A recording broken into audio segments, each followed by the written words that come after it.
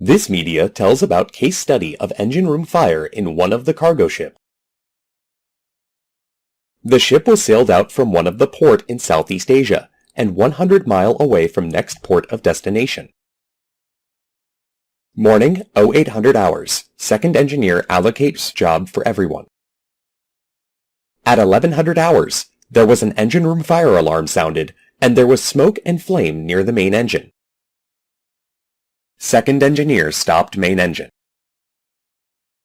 The engine crew started fighting the fire with fire extinguisher and fire hose. The fire not controlling, and thick black smoke started, and the engine crew was evacuated from the engine room. The general alarm sounded, and everybody assembled in emergency headquarters. Chief engineer operates remote stop for engine room ventilation fan and fuel oil pump.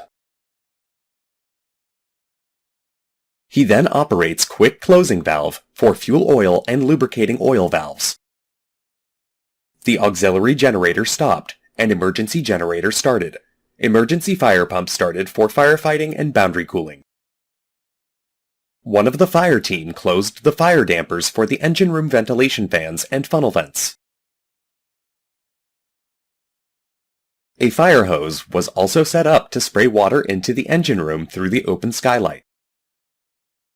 After 1 hour, the fire cut the electrical power supply to the emergency fire pump, and water ceased to flow from the fire hoses. The master ordered the crew to close the skylight and then muster on the upper deck. When all the crew was accounted for, the master instructed the chief engineer to activate the engine room fixed carbon dioxide, CO2, fire extinguishing system.